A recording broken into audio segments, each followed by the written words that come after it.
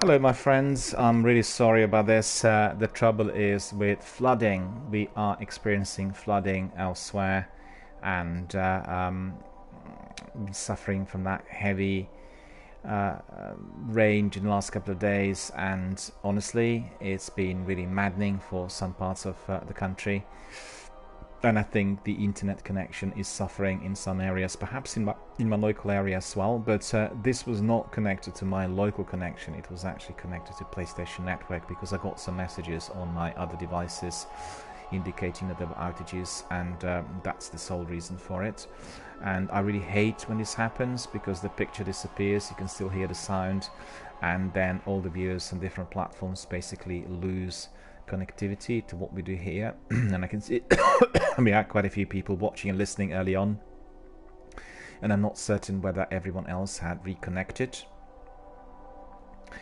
but hopefully everyone is going to come back as soon as possible, because I think this is not operating. And we've had actually conversation with several people at the same time, but unfortunately I was not able to continue as people asking for something to be done regarding the picture. The picture was not there. And let me see, current poll still stands at 100% in support of Destiny 1 here on the channel. Obviously we are going to be continuing with Destiny. Let me just see whether I'm visible on Destiny Twitch as well, because this is really a bit disconcerting. Yeah, lots of people are suffering outages, I can see. There's only 2 channels that are able to stream at the moment, so I think anyone else who was there before is definitely experiencing some difficulty. No access to it. Yeah, as you could see, if you access Destiny, it's just myself and somebody else, and I think the other person is probably from another region of the world. And it's a problem that's affecting the network literally worldwide by the looks of it, because obviously if you're using PlayStation Network, they are regional, and I'm affected through the connectivity in the UK. And it was brief, but evidently caused by some sort of technical problem. I think it's flooding, and I've seen messages elsewhere saying flooding is causing mayhem around the country. And I also had some messages coming in on my other devices saying presently we are suffering outages because of weather conditions. So that's what it is. I use everything my wire connection, so it isn't really interfering with anything up in the air. But then again, there are some technical issues that sometimes are interfering, and that's really regrettable. We've had our friend from Austria coming in. Are you still there? Are you listening? And I was telling him that I went to Vienna several times in the course of last year, and even I think twice this year. And we talked a bit about Austria. Also, we talked about all the other things which were E3 related. But then I want also Captain Jack to be here. Are you here, Captain Jack? Just please confirm, because I want to tell you the news related to Destiny 2 Forsaken Complete Edition, and you will be very excited to hear that, and I'm very excited to hear that, and we are going to be able to do lots of things together, and you are going to be my beacon in learning everything about Destiny 2 Forsaken, I beg your pardon, because you are really a person who's been grinding it for so long, and I will need some pointers, and I will ask you immediately as soon as you're back live on air, and we'll talk about it. So I'm just still waiting to see whether our friends are going to come back in. Hopefully they are. And we actually are going to send some whispers. Just bear with me. I need to access my whispers.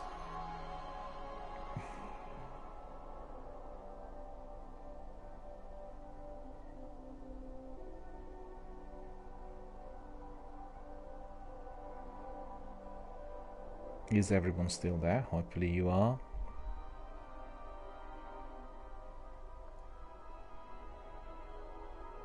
Apologize for all these technical problems today, all caused by flooding by the looks of it.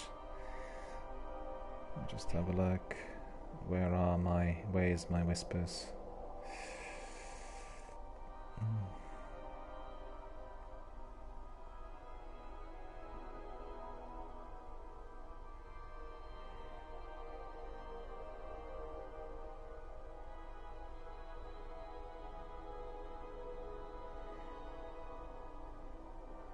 There we are, finally I was able to get it.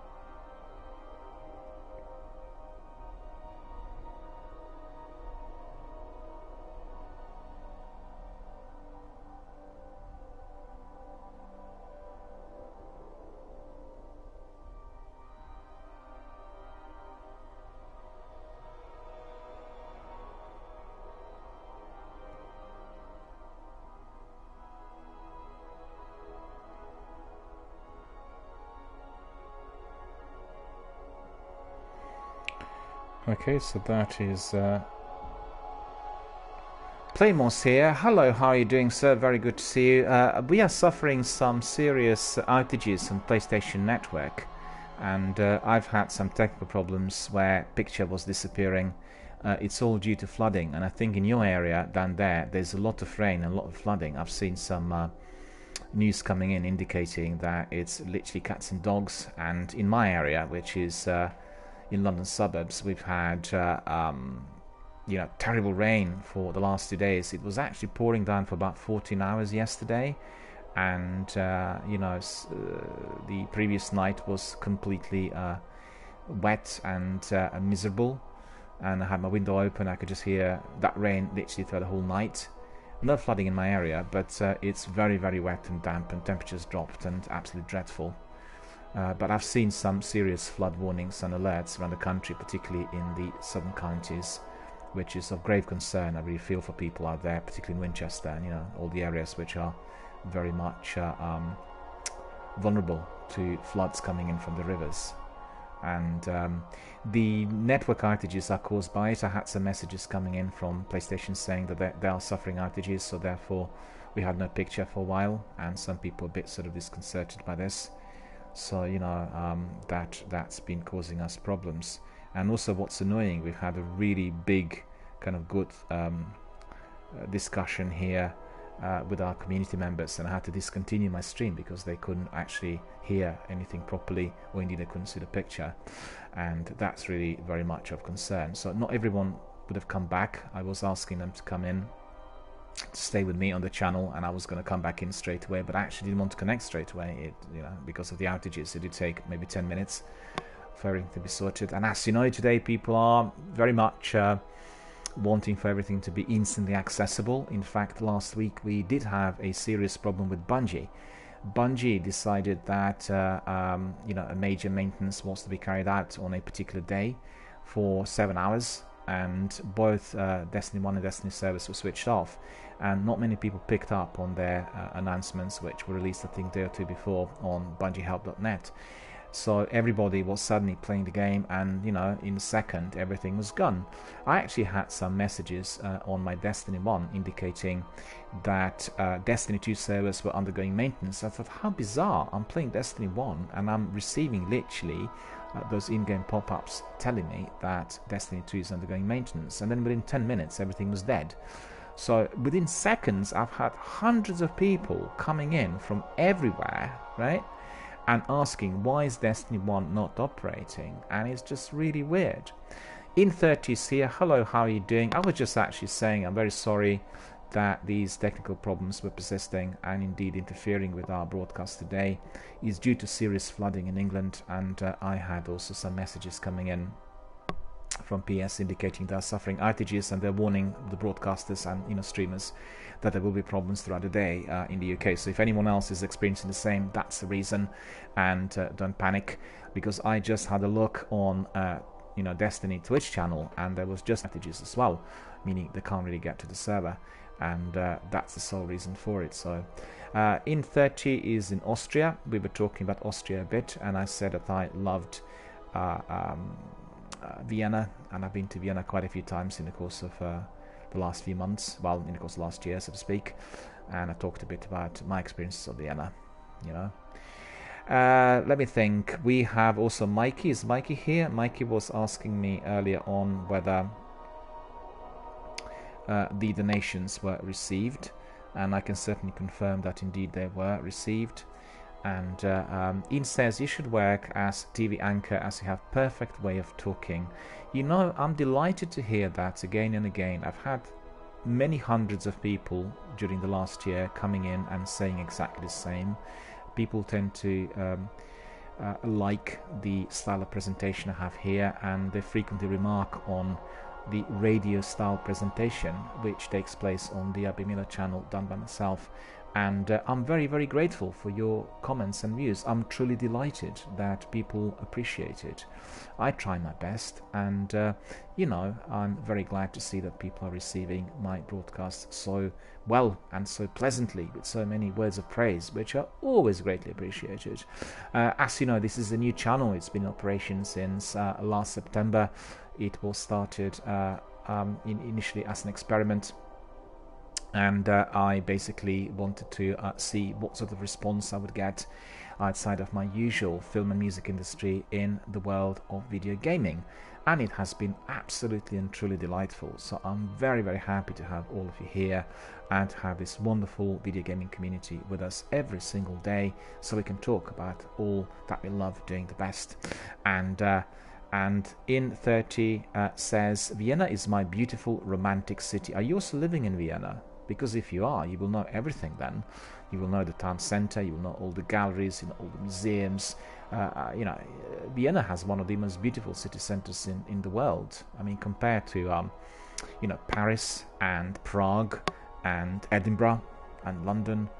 In fact, maybe London doesn't really square up anymore to the old cities of Europe, because we have a lot of modern development in central areas, although architecture is also very remarkable. But if you were to come, for instance, to King's Cross, where I was recently a few times for networking meetings at the Google European headquarters, then you would see that Manhattan-style section of the city being erected, and it just looks completely different to what we were used to previously, The modern touches are overtaking in central London, I have to say, and I'm not that happy about that. Although I absolutely love what they've done there in King's Cross, but it is just very much of concern that some of those old sections are fast disappearing. Well, I wouldn't say maybe disappearing, but there is this touch of the new coming in, and that is sometimes not always great. But the section around King's Cross is astonishing, because they built St. Pancras International, which is the major terminal for, the trains that are connecting us with Europe, most notably Paris and Brussels, Amsterdam as well, but in no time will be connected to Munich as well, I think, so it'll be the fastest train in Europe connecting London with Munich. So it's a whole area that's undergone a major regeneration and development ever since the St. Pancras International was obviously open to public.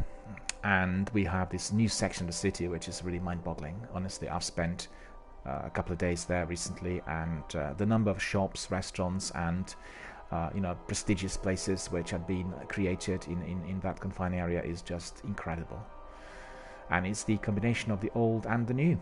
We have some buildings that look like Manhattan, and we have also some other Victorian bridges that have been turned into markets and social hubs. So really, really very, very remarkable. And truly delightful. If you go there for a meeting with a friend, you have St. Martin's School of Art, which is a very well-known art school, also located there. They relocated a few years back, and then the entire area around that school has been completely redeveloped. Previously it was just like really vacant, and it was resembling the 1930s with the decline of the industry and all sorts, and it's just beaming with energy and health at the moment. So definitely anybody coming to London, if you come to St. Pancras International, stroll around, have a look, have a bite to eat and enjoy it all. And there's a place called German Gymnasium, which is just next to the station, and this is a massive big German restaurant with German specialities and cuisine. I have to admit they're quite pricey as well, but it's extraordinary. I've not seen a place like that in central London before in my time, and it is also attracting a lot of visitors and customers, particularly in view of the fact that they're also serving a lot of German beer. And as you know, people in London like to drink beer, our traditional drink, and they are in position to try out some of those German brands, and that's really extraordinary as well. So if anyone comes to London, it is your King's Cross, St. Pancras area, between the station of King's Cross and St. Pancras International, and you will be able to find it with ease. It's one of the biggest buildings in there, and it's delightful. The food's excellent, the interior is beautiful, the services are very high quality, and of course, for anyone who likes beer, it's just the best possible that you can get all of those German brands in there. Right, we talked a lot about everything, I have to admit. If Mikey is still here with us, I want to say to Mikey, your donations have been received. There has been a delay in processing those donations, I think, on the Streamlabs end, and I got everything. I have a confirmation, and I'm sure you would have received the email confirmation. I'm very grateful for your contribution. Thank you, Mikey, for investing in the DRBMiller channel again. I really appreciate it. You are supporting not just myself personally, but also all other Twitch online entrepreneurs by contributing financially to this channel. And indeed, I look forward to receiving other donations from other members as well. And all of those are going to be enhancing my game fund and indeed enabling me to proceed with my cross-platform streams as well, which is what I've been talking about for a while here on my channel. So thank you very much, Mikey, for your donations. I can confirm the donations have been received. I also sent you a private message indicating that all is in order, as indeed you were asking me about this earlier, and I couldn't really allocate the confirmations straight away. I think Streamlabs sometimes take a bit of time because they use PayPal as the, therefore it is not instant that the broadcaster would receive the confirmation. But you know, sometimes it takes a couple of minutes, and indeed I received it. So thank you for your contributions and thank you for your donation. Much appreciated. And I have to say that Mikey has been providing us with donations several times during the last year, and I'm truly grateful for that. Mikey is one of our most staunchest supporters of the channel, and indeed has been with us right from the beginning. I was very sorry to hear that Mikey's Xbox was taken away from her by her dad, and we've heard that the new Xbox is coming in shortly, and Destiny 1 and 2 on Mikey's Xbox are to continue as well. So that's really wonderful news. Right, we talked a lot about everything. I wonder if Captain Jack is in there, because I have some news for Captain Jack. Well, it's not just for Captain Jack, it's actually for everyone here. I talked at length about the special offers called State of Game offered during this E3 week here on PlayStation 4 Store. And if you followed my descriptions, you would have perhaps gone to PlayStation 4 to discover that there are 140 titles, all of them AAA blockbusters, offered on very, very low prices. And they have also games like Anthem and Resident Evil Remake 2 and Watch Dogs and Rainbow Six Siege, and you know, all the big ones. In addition to that, we have our beloved Destiny 2 Forsaken Complete Edition. In fact, Complete Edition has been renamed because we had previously Digital Deluxe Edition offered by Bungie, and it was offered on a price of $90, which comprised Cade's Secret Stash. It comprised also some exotic engrams and some weapons, I think, some cosmetics, all the additional content that was released as DLC, as well as the annual pass. So it was the full, it was the most complete edition. But they've now changed it to the Destiny 2 Forsaken Complete Edition. It does have some extra content, and it does have access to the annual pass as well, meaning I can access all the seasons straight away if I was to buy it. And I'm really recommending it to all of our veterans, because it is offered on the lowest ever price of $34.99, so that's 65% off the actual price. And just remember, if you were to purchase your annual pass separately, you would have to pay about $40–50 for that alone, and that gives you access for the whole year to all additional content which is released by Bungie. Bungie is pursuing this new direction, and it's been already embraced by Ubisoft with The Division 2 as well, and Anthem, I think, of BioWare's, of the new concept. The concept is the constantly evolving world, the world that never ceases, the world that is always having something else introduced, be it story missions or activities, raids, weapons, quests, adventures, you name it, patrols. And therefore it is fundamental that anyone who plays Destiny 2 is in possession of the annual pass, because obviously the world is evolving and the new content is communicating with the base game and everything else achieved so far. So I know that people who played the base game are not happy with it. Initially they complained a lot about Frosty. They thought that the game was very, very far from what was experienced in Destiny 1.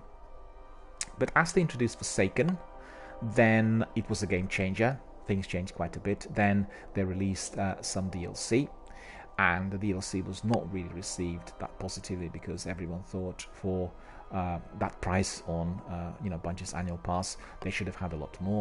And then we've had obviously the introduction of the current seasons in December, and these have been received very, very positively, and they are sizable, they are considerable in what they offer, with lots of new content and many new grinds, and therefore everyone needs to have them if one is to be progressing indeed to the next stage. The next stage is going to be taking place in September, and we are going to have a new chapter of Destiny opening up. It is currently offered to everyone to pre-order as well, and that is going to be the new stage of Destiny world. So we are very excited to hear about it, and we are looking forward to that September. They're keeping it under wraps really about everything that is going to be happening in there, but in order to basically learn about the story and everything else completed so far, you will need to have that annual pass. So I think the thinking probably was within the parameters of people buying it during the E3 and then working on the seasons within the next 3 months before getting to that date in September where the new chapter is going to indeed to unravel. So I'm really very, very highly recommending Destiny 2 Forsaken Complete Edition to every single Destiny veteran. If you've not bought it so far, please go to PlayStation 4 store or indeed to Microsoft store or the PC store, whichever, Steam or Epic, or whichever is currently offering the package. All of those are offered on that 65% discount, and please do buy it straight away because the offer is not going to last, and if you don't buy it today, you will have obviously a difficulty in acquiring it on such a low price, and you'll have to pay a lot more as perhaps it is going to be a bit more disjointed, and maybe they'll release another special or complete edition at a later stage. But I think this is the best price, the best value for money, and if you consider that you're getting everything in one package, it is similar to what I had with my Destiny D collection. It's all 3 seasons in there, and we need to see how these seasons are going to be developing after the new chapter has been introduced. It's possible that the new chapter will be fully integrated. I don't know the details, but basically what I did is exactly what I said last week. When the offer became available with everything included, I obviously acquired it. So I have got every single section of Destiny 2 Forsaken that has been created until the present day. I have the unconditional access to the server, which means I can be playing all the annual pass missions and niceties and DLCs in there as well. And I know that quite a number of people in here, Captain Jack and EML included, were asking me, when are you going to come back to Destiny 2? When are we going to have Destiny 2 streams? And when are we going to do some of the things together? The answer is right now. We are going to go back to it literally immediately, and we'll do everything together, because Destiny 2 Forsaken is a very, very much of a co-op teamwork type of game, and we are going to be indeed doing it together, learning about what to do step by step, and indeed progressing forward with everything. I do have to say that the director, or the map that we use there in order to progress forward, is very significantly different to Destiny 1, and I guess to a degree maybe a bit confusing, but it has its own benefits, which is when you're dismantling weapons, you're not really dismantling some of the perks which indeed are in your inventory, and that's pretty good because these perks can be used for other weapons as well, such as shaders or some other bits which are there. And I played Destiny 2 for a number of months. I had my Destiny 2 stream here as well. We completed the base game with my Warlock, and we'll carry on now with Forsaken, and we'll do everything else, which is obviously a part and parcel of that wonderful sequel. And I have to really work out a strategy whether I will have Destiny 2 in the morning or in the evening, and how we are going to be merging the two. But the idea is to obviously keep Destiny 1 as the main game, and we'll do Destiny 2 as an add-on, or maybe we'll have actually Destiny 1 and 2 as our kind of a backbone to everything we do here on the channel. It's just that I'm a bit concerned about the number of people who are using Destiny 2 streams compared to the original, because my Destiny 1 streams are very, very busy generally, whilst Destiny 2, well, certainly half a year ago, were not as busy. But we'll have to see. We'll try it, and indeed I want to be abreast with all of those Destiny 2 developments. I felt I was perhaps lagging behind a bit because all of our community veterans were excited about the seasons, and they started obviously with the first season in December, and I didn't do any of this, and therefore I was not fully in sync with all of that development. Even more so as I watched one of our friends' streams recently. She's a Finnish streamer of Destiny 2. Her user ID is Starbuck21 single day in a team of 3, sometimes in a team of 6 if they're doing raids. And I just thought that everybody out there was very much in sync with Destiny 2. But the fact is that that crowd was not in sync with Destiny 1. They actually have not played Destiny 1 much before, and they were introducing then a new Destiny 1 stream on her channel as well, in order to engage and to learn, I guess. But personally, for herself, that would be the most rewarding element on what was happening prior to Destiny 2 Forsaken. And the experience obviously for her has been very, very good. I enjoyed the stream, and they were really kind of battling it out step by step and progressing with both levels and the light. So coming back to what I said, Destiny 2 Forsaken Complete Edition is in my possession. I have everything, which means I have Forsaken as well as Gambit, as well as all the other seasonal content, and therefore we are going to be able to progress and engage with that at any given time, whenever we like, basically. And we are now going to be talking during this week about the structure of my stream, because as you could see, 4400 on 3 of my characters in here. We'll still have some tasks on each character. I will have to make sure that all of my subclasses are completely full, and then we may strive towards many weapons and kit which are going to be of 400 level. So that could be the next step in collecting. But in terms of the actual game activity, it is going to be changing course a bit, because we would have done and completed everything, right? And as you know, the Crucible is there. That can be still played indefinitely. And there are still some areas such as weekly tasks like patrols and weekly strikes and the Nightfall. All of those could be done, but I will ask my community members to provide me with feedback, because I want to know exactly what you wish to view, and therefore will do it exactly according to your wishes and requests. Similar to what Phil Spencer said yesterday, I believe that video gaming as it stands today is all about community, and it's all about connectivity and interaction. Without it, it just doesn't work, and it's a completely different experience. Just think about it. If you were running a channel with your community for a year, and then suddenly you decided to play some of these games by yourself, the actual experience of that game would be completely different, and the experience of gaming and everything that arises from that community content is just beyond any form of comparison. So remember, I want to invite everyone to be doing always in teams to participate in Twitch activity. I always ask people to come in and raise their hand and speak out. Don't just watch, say something, connect with other guys, and make sure that if you are looking for some fire team members, if you want to get people for your strikes or raids, you are going to be able to get them all through my and any other channel that is obviously streaming Destiny. This is the way forward, and the guys running the industry are absolutely focused on that cross-platform access and cross-platform interactivity. Think about it, 2.5 billion people are doing video gaming today. 2.5 billion, compared to maybe a couple of million worldwide in the 90s when people were playing video games on PCs. It is just astonishing. And the way things are developing, I believe, is similar to what we've seen in the Hollywood film industry in the 1930s. The degree of competition, the way the companies are striving towards excellence. And don't forget, they also, with that tech available today, could really downsize the number of people who have to be working on certain games. And that is of tremendous benefit in terms of costs. People do not have to be then spending the same amount of revenue on employment of that many participants. And in fact, yesterday they introduced about 2 or 3 developers who are basically a crew of maybe 2 or 3, and they made some absolutely outstanding games. I think one of those games is Blair Witch Project, which looks staggering. You would never think this was an independent game if you were just looking at these trailers, and that is also a small independent company that produced it.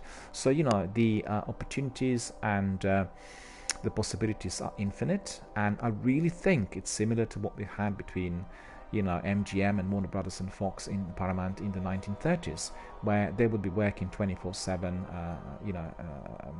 on the studio sets and producing an enormous amount of feature films, which were competing with one another, and they were providing a tremendous level of excellence, in terms of everything produced. And there was both that hype and buzz about the quality, as well as the interest that was arising from the worldwide audiences, and that was what they call the golden era of Hollywood cinema, where people were going to cinema in order to experience all of this. So we have a reflection of that in video game industry of today. Interestingly, the access to those video games is instant. Therefore, people do not have to travel to theaters and picture houses, cinemas, and they can simply access everything through the server on whatever device they hold, and therefore the interest is greater to what they would have had in the 1930s when they were delivering the film industry. So the capacity both for revenue and for interest coming from various community members is simply infinite. Sky's the limit, and I really look forward to everything that is to develop. Right, I talked quite a lot about everything E3 related. We've had already more than 2.5 hours of reflections on E3 and all the news that would have come our way. And we are coming now to what we like doing the best, which is our gameplay in Destiny 1. So we are going to be cracking on, and I'm glad that everybody is here, still here with us. I want to apologize to you guys for those technical problems. We have severe flooding in Britain, in certain areas of the country, and I think some of the networking services, inclusive of PlayStation Network and indeed some of the internet connections, are affected. I did see that earlier also on Destiny Twitch channel. There were actually hardly any streamers at all, and generally during these morning hours we have a number of UK streamers doing Destiny as well, and today there was just myself. After that technical issue where picture was gone, I could see just myself once I managed to reconnect, and then there was myself and another streamer. Let me see what the score is right now. Yeah, I think it's getting better. We are getting a few more guys coming in, so that's pretty good. Alright, so let me just take a very short break. I talked a lot and I need to be literally enabling my voice to carry on, and I need to get myself a hot drink, and as soon as I come back, which is in about 1 minute, we are going to be then cracking on with our hunter. We are going to be doing lots of Siva heroic strikes in order to get some high quality loot to bring that hunter to 400 level. So bear with us, I'll be back literally in a couple of minutes, and we'll carry on with our adventures in Destiny 1.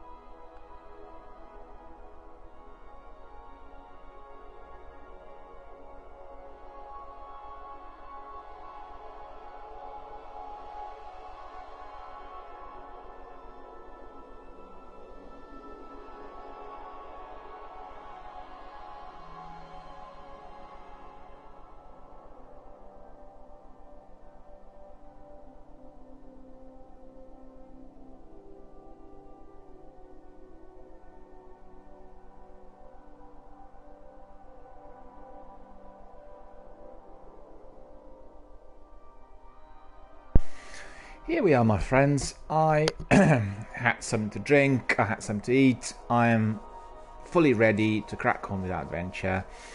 As I talked for a couple of hours, my voice was cracking a bit, and I really had to get some more drinks to make sure that I could carry on as usual. And our next step is going to be obviously engaging with our hunter, human male. Level is 4398. We are increasing the light level to 400 through fierce battles and relentless activity here in Siva Heroic Strikes, and therefore Hunter Human Male is going to be played by myself, DRBMiller. There we are, cracking on with some gameplay. Hope you guys enjoyed my review of E3 so far. There's so many news coming out of that convention, my goodness. It was even hard for me to take everything on board yesterday, believe you me. I felt really completely overloaded because I watched the replay of that presentation on Sunday, and then inside of Xbox there was so many different developers in there, plus the news coming out of Xbox and everything coming out of Microsoft and everything Xbox Project Scarlet related is just absolutely astonishing. And you know, I feel really completely bombarded with the news and completely overwhelmed by everything that's coming out of all quarters. And considering I follow the news related to film and music industries, it's just too much to take on board. I'm losing my mind, really. I mean, there's too many things to remember, you know. EML is here as well. Hello, EML. How are you doing, sir? EML says, good afternoon, Dan. Good afternoon to you, sir, as well. I just ask you, are you also suffering from these dreadful rains in Ireland? Because we are being battered. It's been cats and dogs for 3 days on the trot. Two nights we've had the rain literally pouring down for 10-12 hours on the trot. Is just unbelievable. And lots of flooding in south of England, and you know, traffic affected, and the usual kind of drudgery of commuting and all this. And EML says, yes, unfortunately it's awful out there too.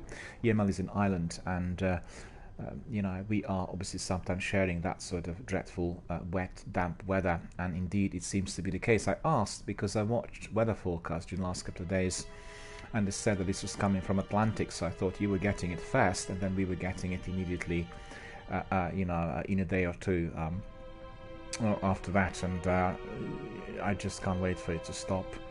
And it's really been pouring badly, you know. I can have 10 hours of rain continuously. It's quite unusual. We get heavy showers, but like a downpour of 1 month in 1 day is a bit over the top, isn't it? And I had some outages on PlayStation Network as well today. I had to discontinue my broadcast because the picture was disappearing, and you know, some other people saying, well, what's going on? And I didn't realize initially, because I had some pop-ups on my main display indicating that there were problems with network, but I could see that a few minutes later on my stream, which was monitored on separate devices, and then I had to restart. Couldn't actually get back in again because there was this outage on PlayStation Network. So we're all affected by flooding, I'm afraid.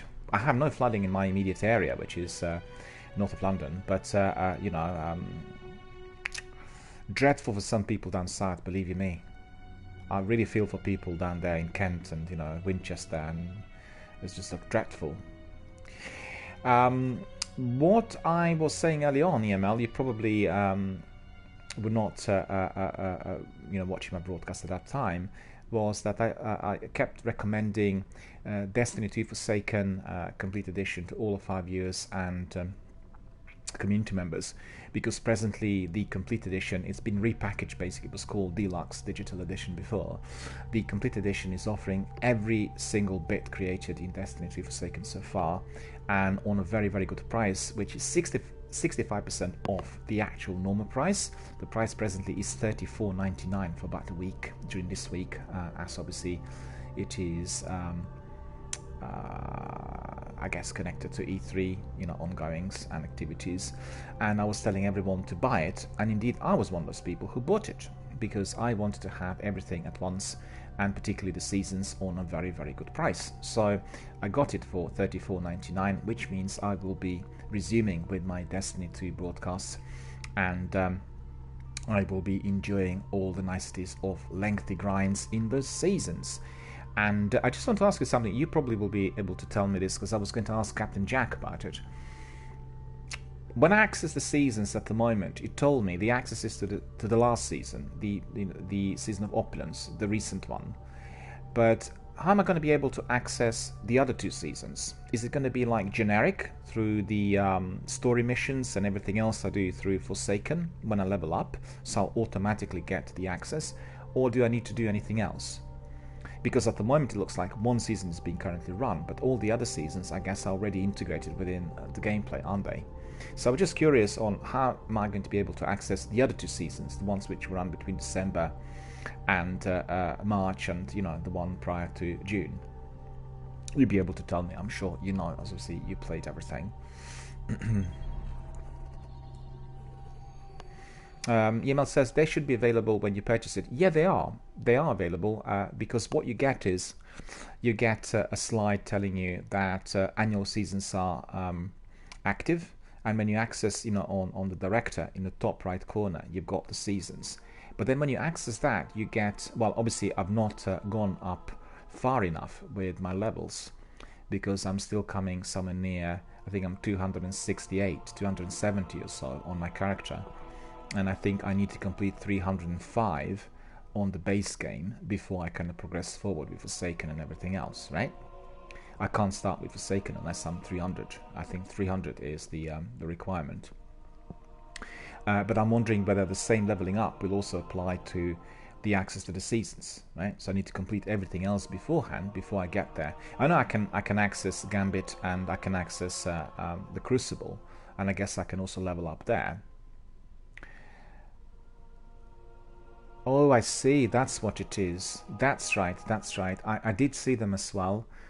They popped up on my director, the Trials of Osiris, and no, it's not the Trials of Osiris. It's what is it called? It's something else, isn't it? Osiris and Warmind are there, so I need to complete them first, and then I'll progress to the seasons, because the seasons are in sync. Yeah. That's right. Yeah, actually, I have seen that due to the fact I purchased everything digitally, I'm able to use that perk, which can raise the light level to the top. I mean the actual game levels to the top. But I will keep this for my 3rd character. I will do exactly what I basically had on my Destiny 1. I've done first 2 characters without any perks, and then the 3rd character, my Titan, which is also going to be the 3rd character in Destiny 2 Forsaken, I will level up then immediately from the onset. So when I start the game, I'll use the perk, raise the level to 40 or whatever the level is, and EML says I wouldn't use it to enjoy the content. Yeah, that's right. That's exactly the idea. The idea is to enjoy the content on 2 characters and do the usual leveling up from scratch. But actually on the 2nd character it's not from the scratch, is it? Because I can be also importing some of the weapons when I reach certain levels. And obviously already after you've done the gameplay on 1 character what the score is with the story missions. Nevertheless, I also prefer doing that organically, meaning doing it step by step. I think the idea for me is that if I do that on 2 characters, I really have a very complete understanding and experience of the actual gameplay. And then on the 3rd character, I want to have something different. And the difference is you raise the level and then you are much stronger, therefore you are strolling, And EML says there is so much to do, massive grind for decent weapons. Yeah. Well, mind you, there are quite lengthy grinds in Destiny 1 too, And I need to tell you something. I've downloaded everything yesterday. I purchased it on Monday, and I was testing it yesterday as well. Off my, obviously, kind of presence here on Twitch. So it was outside of my broadcasting hour, just literally, teasing the idea to find out what enhancements there are. And I have to tell you, because I've played Destiny 2 base game so far, and this was, the complete edition with all additional content. The actual gameplay, the animation, everything is a lot smoother. It's like much improved, and I really can tell the difference already by accessing maybe some of the adventures and going through certain planets. I really can tell the difference. And also I think what they've done is they just enhanced the storyline. Correct me if I'm mistaken. On Destiny 2 base game, were there any chests, or was it they introduced the chests later with the DLC? Because yesterday when I strolled around one area, It's like half dozen chests in there. And I said, hang on a minute, this is extraordinary. I never had that many chests before in Destiny 2. I couldn't actually remember whether there were chests in the base game or there were none. Somebody was telling me also about weapons and the ammunition, which changed after some of the DLCs. So I definitely enjoyed it, I have to say, and I really look forward to doing my second character, you know, as well, because on my second character I'll be able, or there were chests in base, but I think they probably they did throw in a few extra chests, because I was in that area before and I do not remember that many in there, you know. It's just one of those things, you know. And it just seemed improved. And a lot of people said that with Forsaken and also with some other additional content that would have come in, the same sort of generic process was experienced similar to the Taken King DLC. And I think I tend to agree with that. I think Captain Jack was saying here as well a few times that he also thought that the additional content, particularly the annual seasons, was massively changing the entire structure of the game. And DML says there are chests for lore now. Well, that's right, that's the major difference, isn't it? And that indeed is tremendous. It's just enhanced. And if you look at it from the developer point of view, they obviously had this unhappy marriage with Activision, and they were quite unhappy with the way things were progressing. And there's definitely an aura of difference in the recent months, and particularly in view of the presentation that they've done last week. You could really tell they are progressing down the independent developer route more than to what we would have seen for maybe the last couple of years. And it's greatly appreciated. Also, I think Bungie have the same policy like Microsoft, and that is, you know, they need to listen to their community. And you could see that Microsoft initially were a bit resistant to certain ideas, but anything that is coming out of E3 is all about the community. And honestly, to know that they want to build the entire library of Xbox titles through backward compatibility is tremendous. It means that every single game ever released will be able to get played on your new console, and that's the best possible. That wasn't even possible on the old PCs, you know. So really, absolutely wonderful. So let me see what I've got here. I've got everything sorted. Yeah, so I don't really need to do any of that here. We'll just carry on with our Siva Heroic Strikes straight away without any thinking. And we have several modifiers in here. We have Catapult, grenade recharge rate is greatly increased. We have Airborne, players deal more damage while in the air. Exposure, Guardian shields are increased but do not replenish, and enemies appear in greater numbers and are more aggressive. Although this appears to be quite easy with Catapult and Exposure, I found the strikes yesterday to be quite difficult, and I think the reason for that might be my chest piece. Let me just see.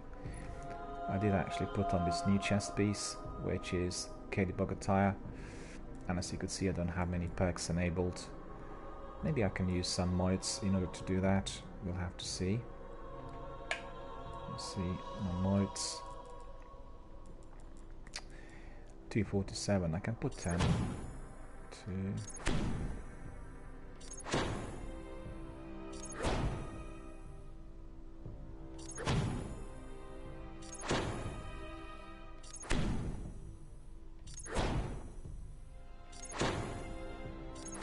There we are, so we should get some perks in there, and that will be also for our new helmet, which I really like, which is with the Malak, half hunter, half ogre, with it donned. And we are getting also some perks in here. Fast ball increases grenade throw distance, which is very good. Impact induction, bonus grenade energy on melee hits, and then sniper rifle loader. Well, that one we definitely do want to have. So I'll put a few more mods in there just to make sure that we are getting it. Put 5 more.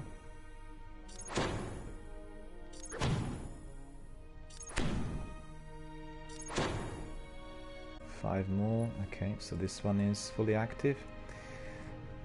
Invigoration is active on my helmet, so I'll gain bonus melee energy on orb pickups, and also I'll get another one. Well, it's just one, increased intellect, which is good. But this one, pulse rifle, void burn defense, void armor. Okay. Fusion rifle, pulse rifle. Okay.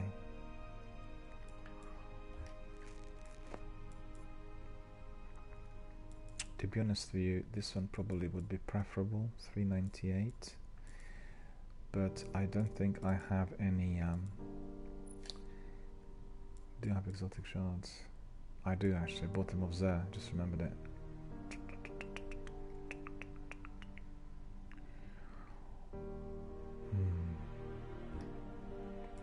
Why did I think that this was better? Increase intellect, pulse rifle ammunition. No. We are going to put that one on. And we are going to infuse this one.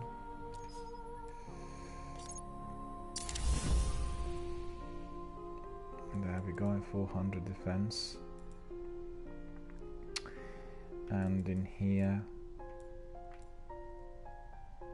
yeah, I'll just leave it on for now. Well, I did actually, that was wrong. I could have used this one because this one had all those perks enabled. That doesn't matter. I can obviously use that one on another character, I think. And we'll do a few more things here with our perks. I have plenty of Mites of Light, and I'm getting lots of them because I'm obviously doing those Siva Heroic Strikes back to back, and so I'm getting plenty of those, so I don't need to worry about my mods. And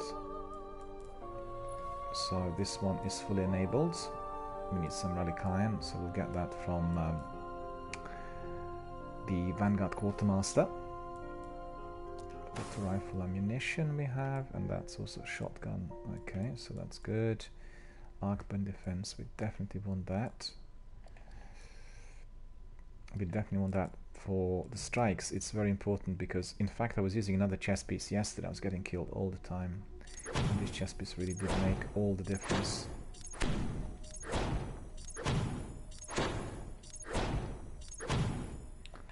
Let me see. Are we getting anything? Not really. Okay.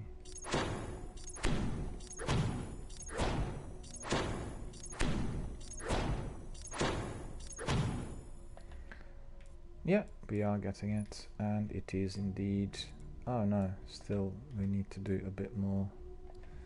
Using lots of mods for this. The chest piece always requires a lot more than all the other pieces. For some reason, don't know why. Still not there.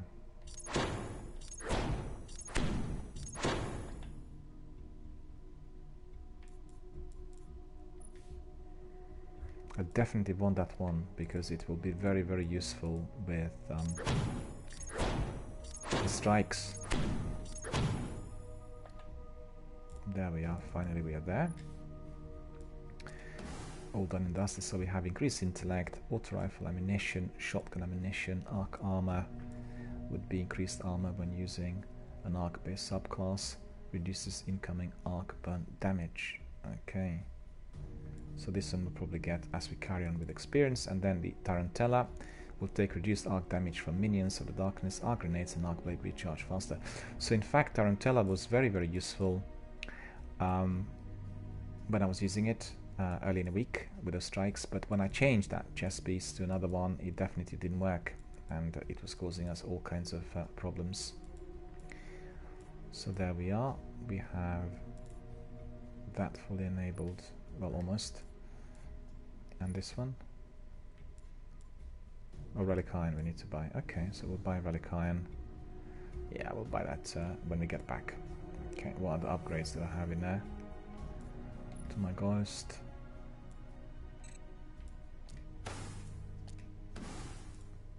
Okay, so that's all done.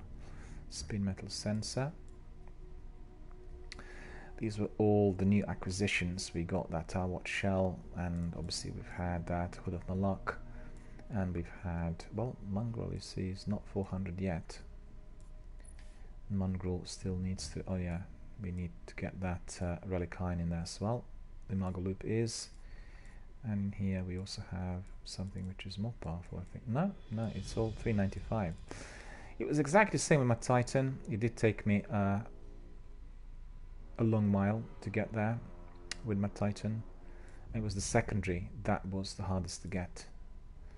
So, you know, 398, 396. Alright, we'll see whatever these strikes are. And we are going to be cracking on with some fierce action. So thank you all for watching my broadcast so far. We talked a lot today about E3 and all the novelties and niceties that indeed are coming our way from there.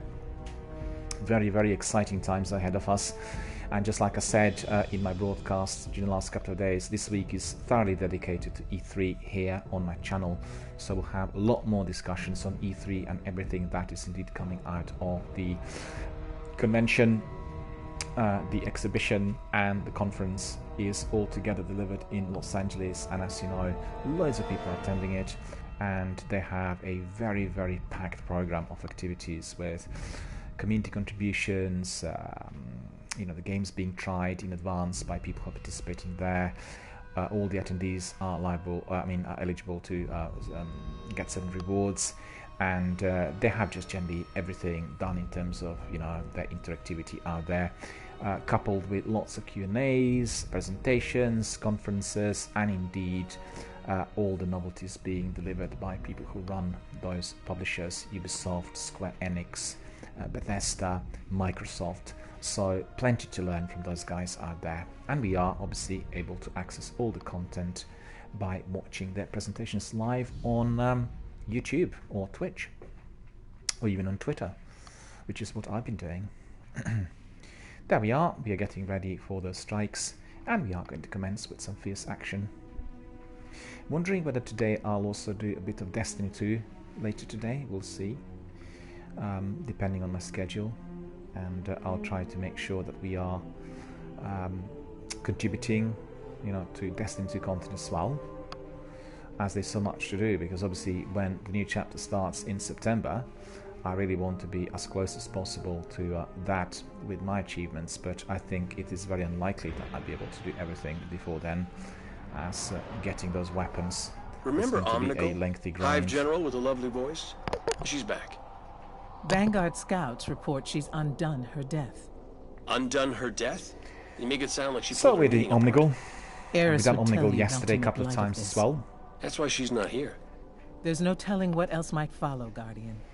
Destroy Omnigal and any lingering threats.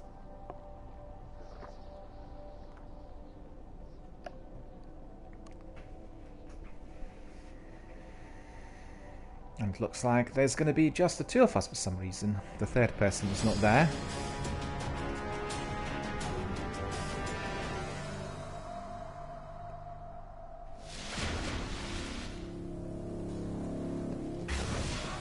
If Omnigal can come back to life, how do we make sure she stays dead? I wonder if the Hive think that about us. To the Hive, death is relative. We'll face Omnigal as many times as it takes. Guess we were made for each other.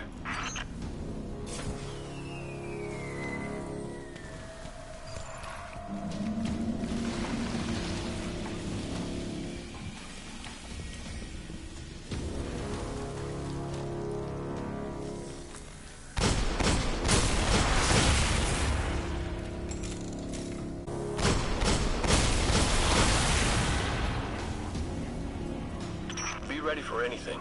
The Hive and Fallen here are more desperate than they've ever been.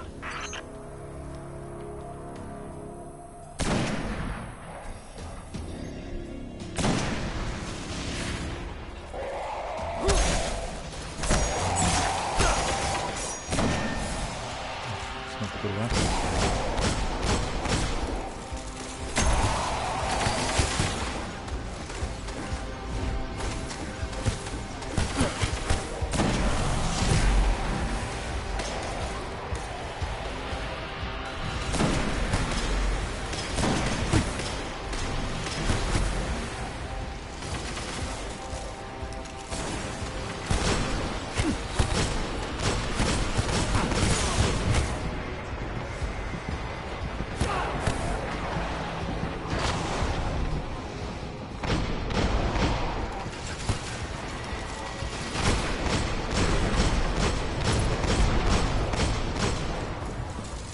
do is we'll just change weapons because we need...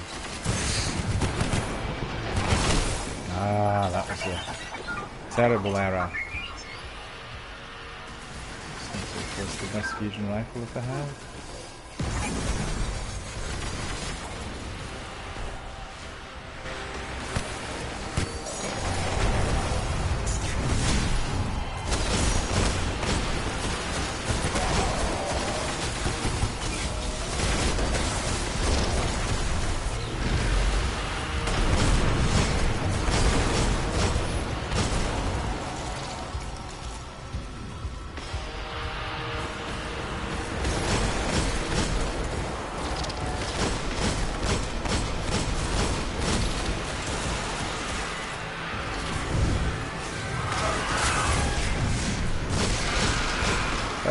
In30 is asking me to send in a friend request as well.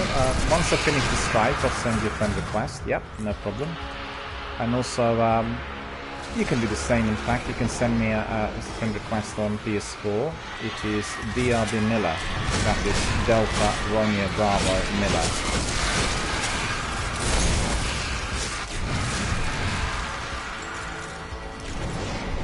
No worries at all. I'll bring you in, or you can send me the invite and I can just accept it, you know? It's just once we finish the strike I can bring you in, then we can do it together for the next selection of strikes. No worries.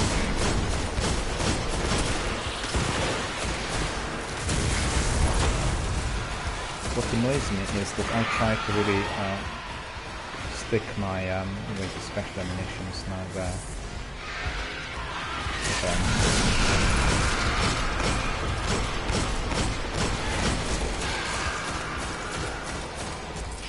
I wanted to use my fusion rifle. Guardian? You remind me of, well, Ikora in the Crucible days. That was a lifetime ago. I'm sure Shax hasn't forgotten. He still has trouble sitting.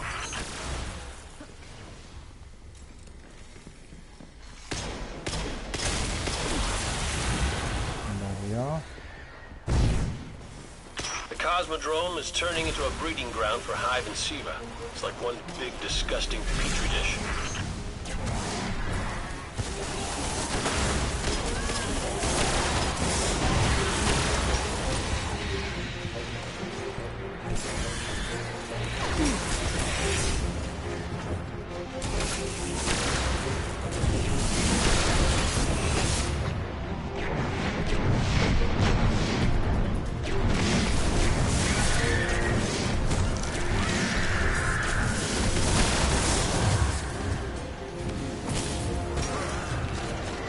The trouble with this weapon in there is that you can't see anything once it's being thrown. You know, the subclass that the other guy's using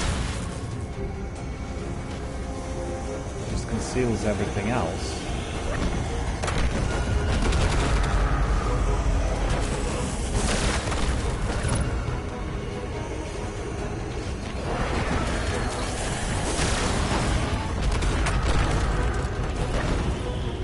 In30 is asking me to add him, so what I'll do is I'll add you. Did you also want to come in? Do you want to play live on air? Today, or perhaps you're busy. I'll invite you. So it's In30i, right?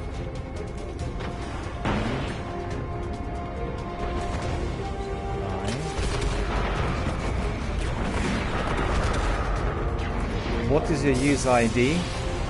In30i. What is your user ID on PlayStation? I'm not getting you on that user ID there. If you can write down your PlayStation user ID, so I'll be able to add you.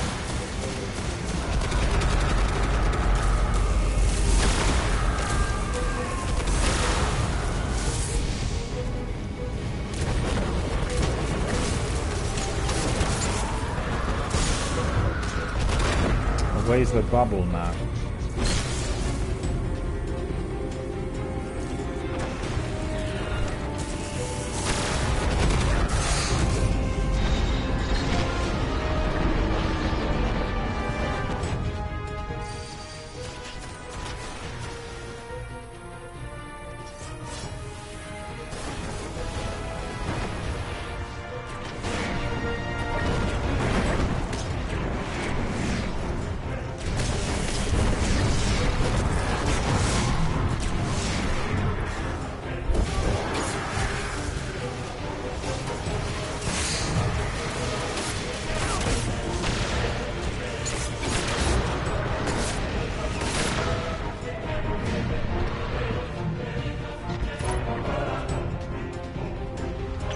that you're all warmed up, let's find Omnigal.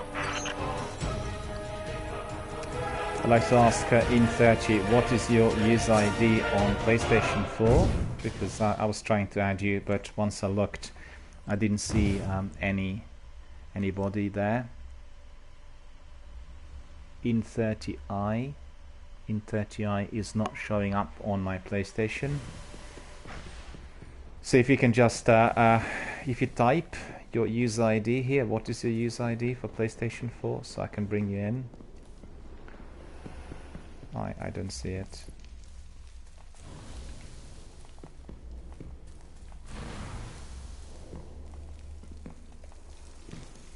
Is it the same? Because if it is, it's not showing up on PlayStation Network friends there.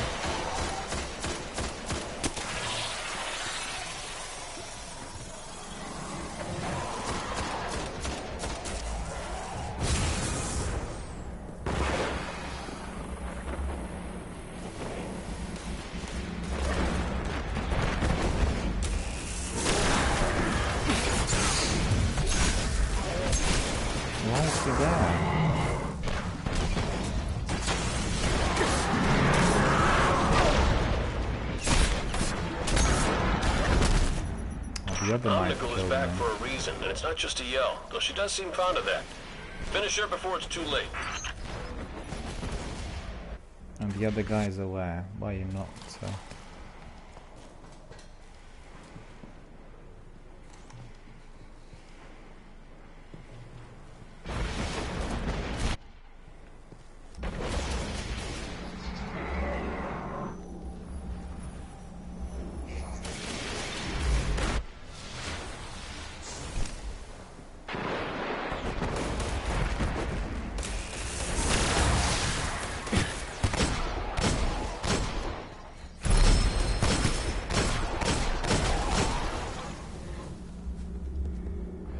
Eliminate her, Guardian.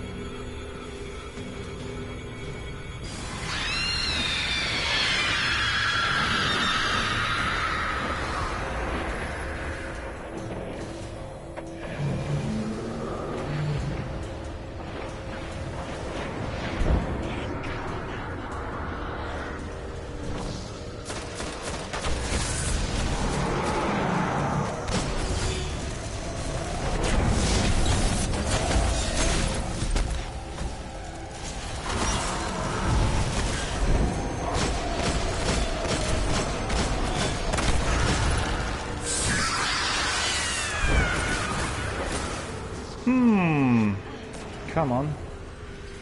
Lag.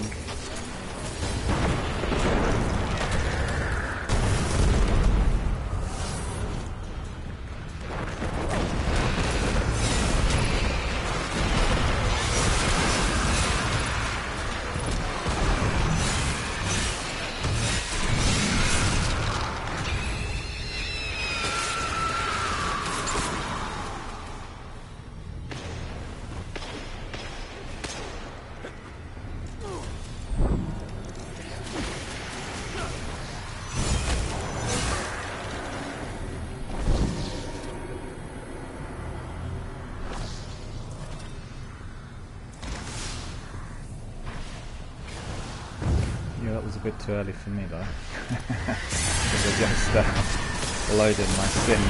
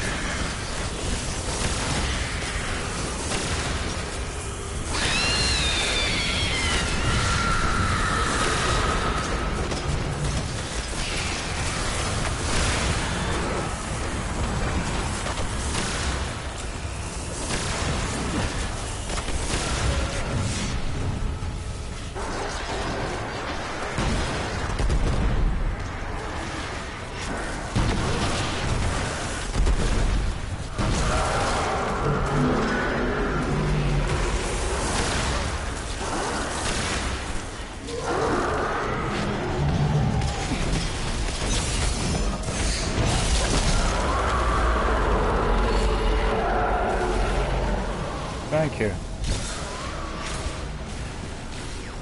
I can't jump there because of this buoy.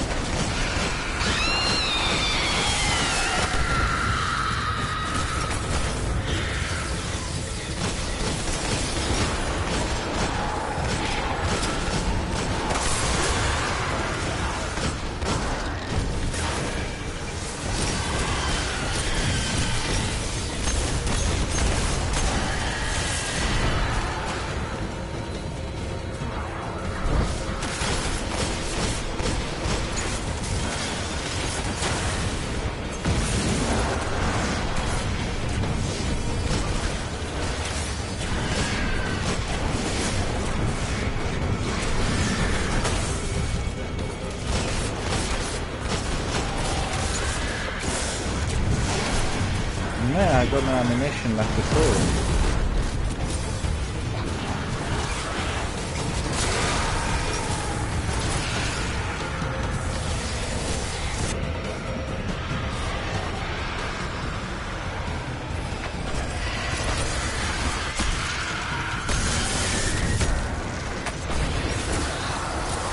What is Omnigo?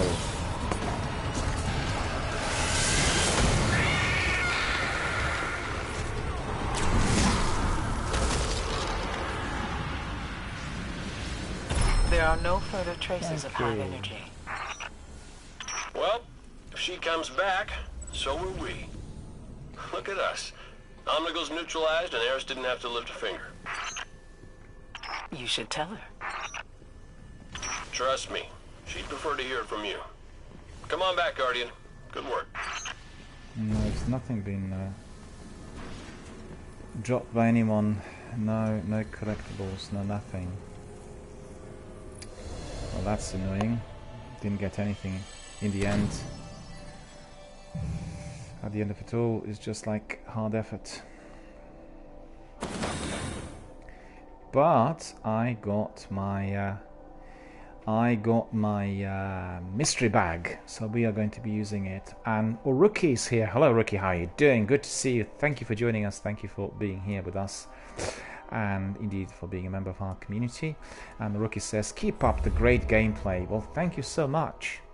Thank you so much. This was quite good. The team was very good. The guys are really buddy, as you could see. Really experienced, and we were able to neutralize Omnigal quite quickly. We didn't die many times. I was doing some kamikaze there a few times. I went to try my super, you know, the one with that knife, and that seemed quite good. And Uruki says, mine is Exarbyte. I really enjoy the stream, by the way. I'm at work, so normally just lurk. Oh, thank you. I'll add you as well. No worries. The other member from Austria, his user ID here is in30. He was asking whether I can add him, but his in30 user ID was not corresponding, you know, on PlayStation Network, so I couldn't really find him in there. So I just asked him to confirm what his PS4 ID was. And Rocky, I'll add you as well. So just bear with me, because I'm in a strike. As soon as I finish the strike, obviously I'll add you. But what we want to see here is that I like this place better when it's dead. Mystery bag, which I've got, and we want to see what goodies. Well, that's good. Scarlet Grasps are probably 400. Nah, they're just 3. Well, that's astonishingly poor. And didn't get anything else really. So you could see we got another one of these. Which one is it?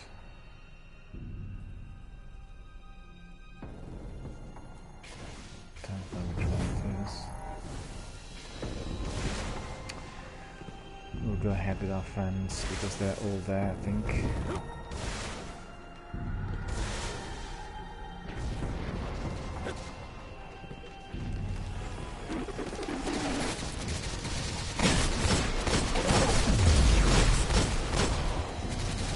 I'm very glad to hear that the Rookie is loving our gameplay here. As you know, Rookie, this is a community-based channel, so we talk a lot as well as do some gaming.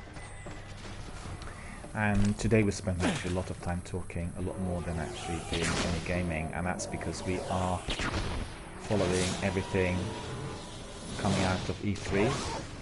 E3 is taking place this week, so E3 is the most important industry event run every year in LA. Anything and everything video gaming related is represented there.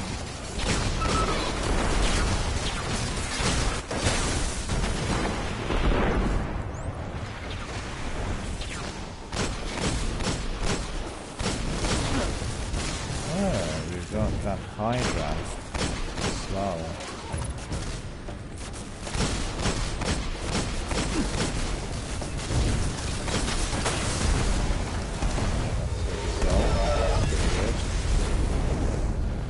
We wanted to see. Do you have any polyphage? I do not actually. Oh no, I do.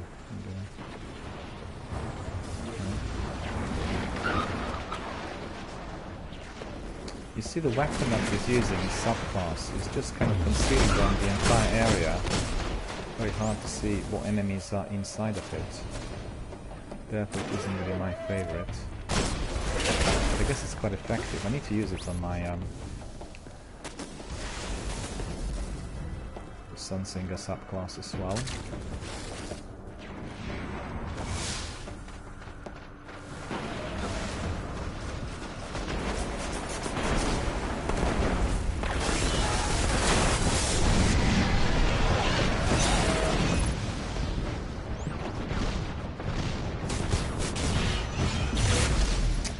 That was too short, and it was what?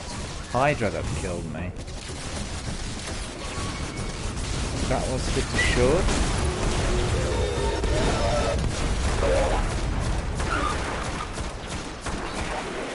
And that is annoying. I thought I was going to be able to get them. But generally, Dark Drinker's not particularly good for happies and hearties and all of those flying objects, you know.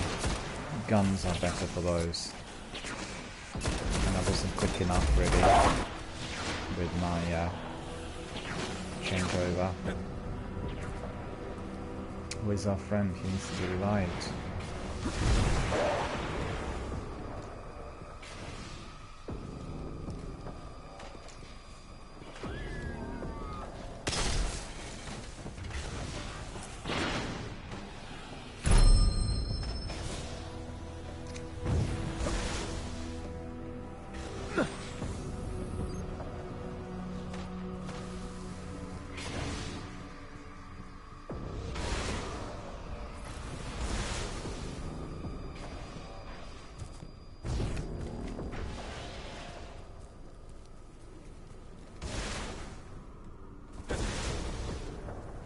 Is the hunter not jumping higher than that?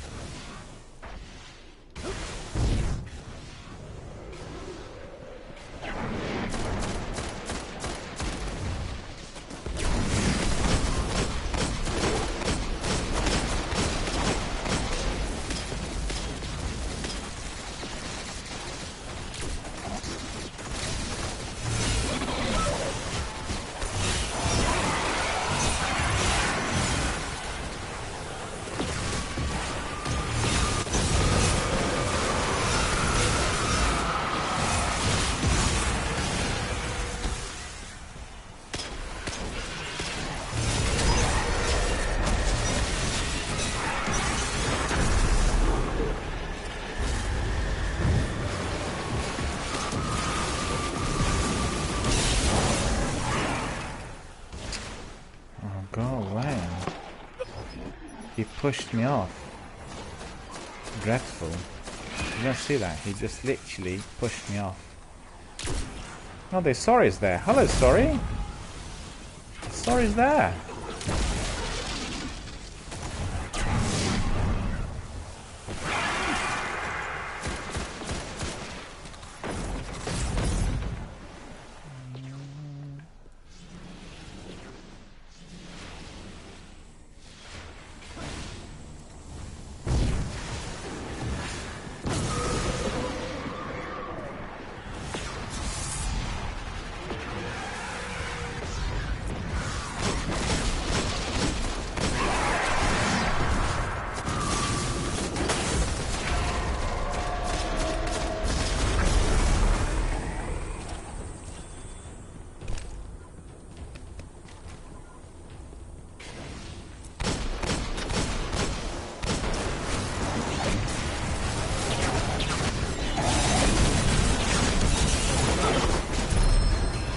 Oh, I got killed straight away. I don't know what happened in that, to be honest.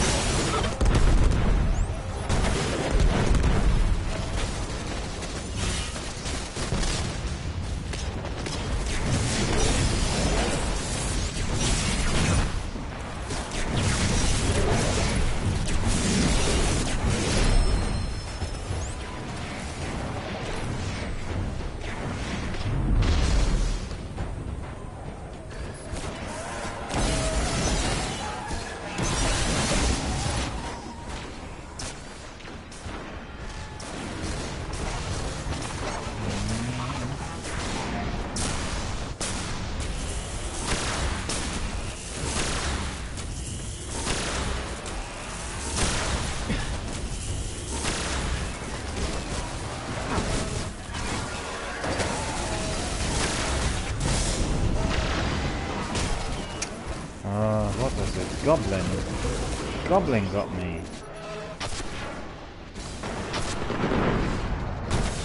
Thank you.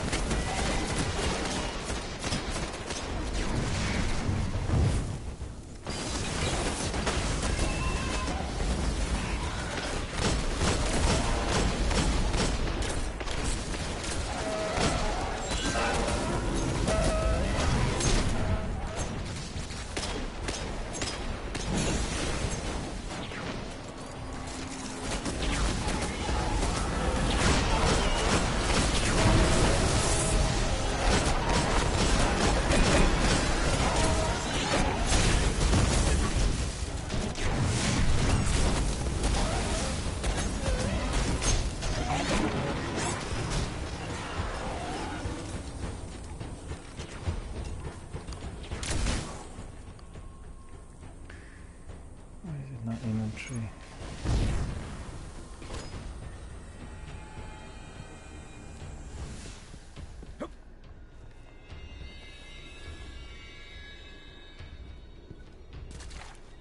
We're here, okay.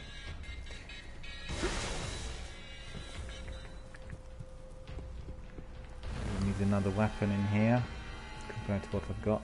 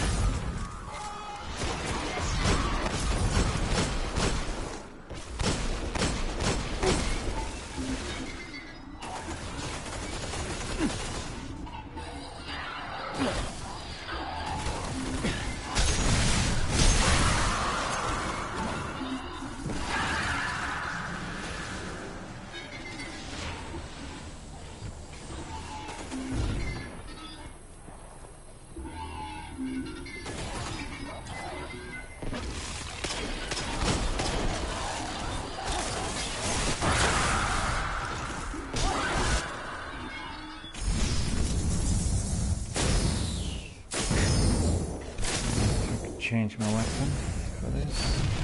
It's the Gallagher.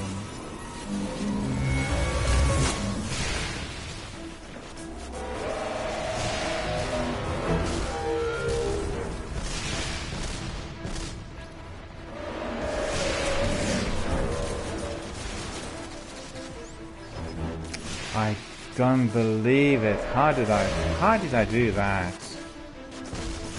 Ah, where is it?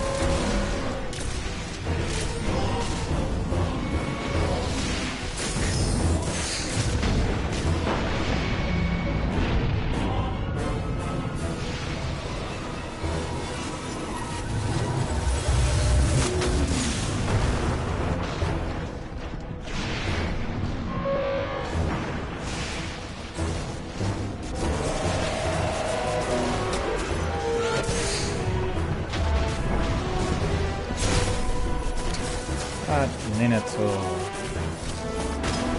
Thank you.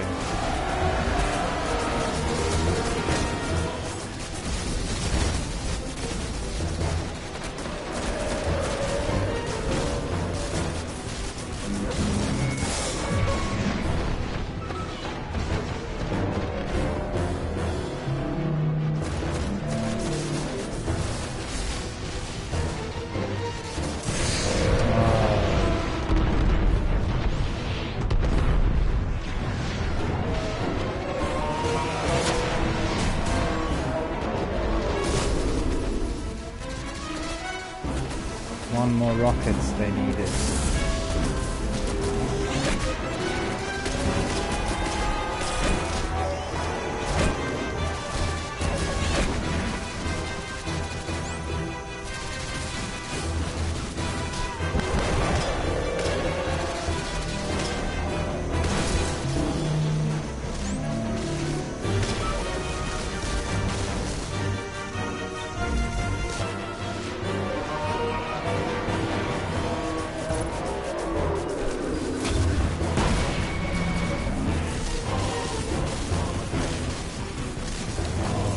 No way!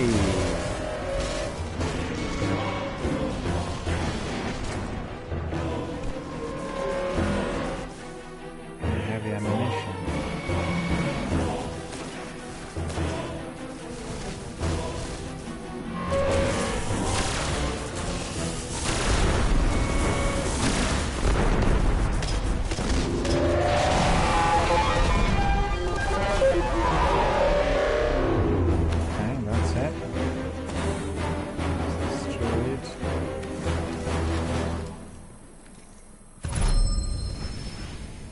The Black Garden remains here among the light. But the Vex will never cease until their birthplace is restored, and we must keep it here until we can understand its origins.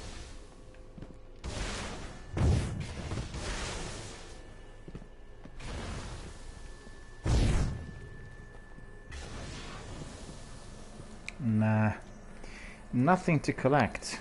Well, what we'll do is we'll invite our friend Sorry to join us live. Let me see where Sorry is. There we are.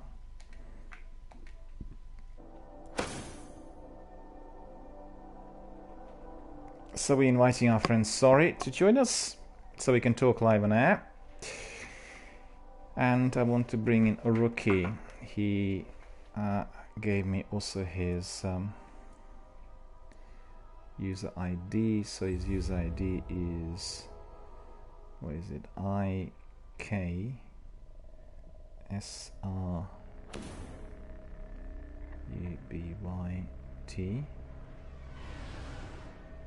Yeah, there we are. There we are. Hello sir, how are you doing? Hello, how are you doing? No, I didn't, and the game changes the settings every single time when I restart it, because principally the game settings are always on invitation only, you know?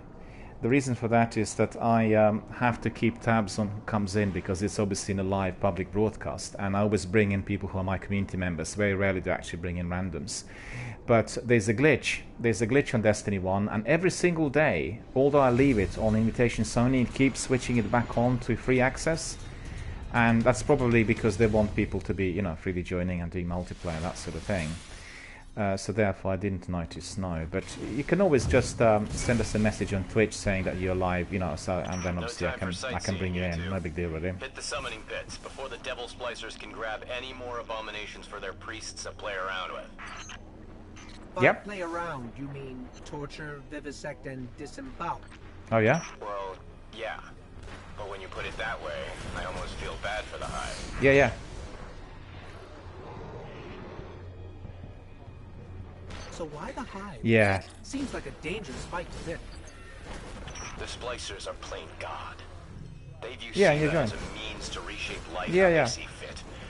The Hive are just victims of the Splicers' willingness to push their curiosity. Yeah, that's right. Well, the thing is, you know, when you're a broadcaster, what you do is you have like 6 different displays, you know, and then you keep looking at whatever comes in, and I get messages coming in on various platforms. So sometimes, obviously the gameplay is extremely important, but if there's a lot of activity, and today we had a lot of activity because it's E3, you know, and I've talked for about 2 hours on E3 developments and news and everything else, and therefore I had some feedback in there, and the reason that I didn't really start with my gameplay earlier today in the session was all to do with E3, and that's the way it's going to be during this week, because, you know, E3 is like once a year and all is happening out there, so we all, you know, want to keep everyone abreast in terms of what, you know, whatever news are being given. So I apologize for this, but generally the way it works is for all of our community. No, don't worry about it. The way it works with our community members is everybody comes in on Twitch, you know, or what they do is they send a text message on PlayStation app. So it's like a private message coming in asking to come in. But most of the times it is people just sending messages on Twitch, because, you know, I know straight away that the person is there, and then secondly, I can obviously bring them in accordingly. Do you know what I mean? So it's the easiest way of doing it. But what I didn't do is I didn't change my weapon, which is what I should have done, and therefore I'm being stranded with these massive ignites. And that's my own stupidity. So I'll do this right away, because the weapon stayed since the last activity.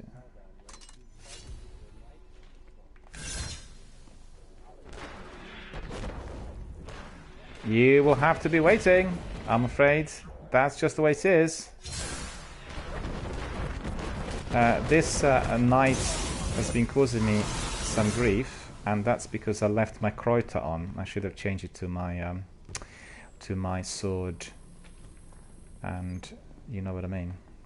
I generally, when I do strikes, I generally don't race, because you will get a lot of people who are very familiar with the control points, and then people just go directly there. And I generally don't do this, and the reason is very simple. This is a kind of a learning channel, so you know you get people who are watching. Yeah, you get people who are watching who know exactly what's going on, and very many of those are always there. But you also get many newbies, people who've not played the game before, and they're learning as they go along. And then you know what happens is, because obviously if you're in a broadcast, the action is basically what the broadcaster is doing. Do you know what I mean? So people can see that the broadcaster is there. And if they're racing, the action is off screen, so to speak, and I really kind of tend to avoid that because of the viewers. You know, but obviously the fact is... It's a lock. Open it. No, I know that. That always is being basically left to the entertainment of the viewers. You know what I mean? If I'm doing it outside of my broadcasting hour, then I actually play very differently. You know what I mean?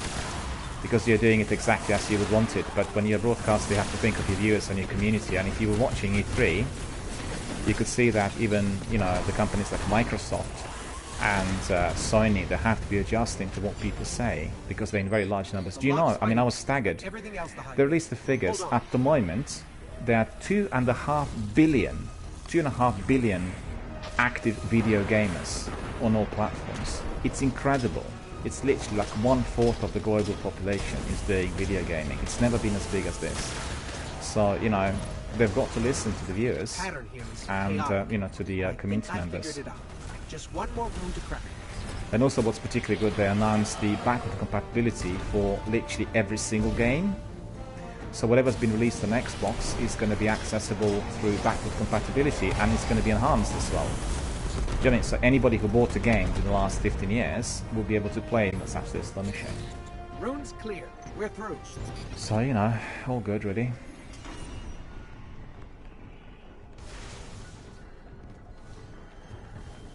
Well, there are lots of developments, and the industry is so competitive and so accelerated with everything happening at once that I'm just oversaturated with news and with everything.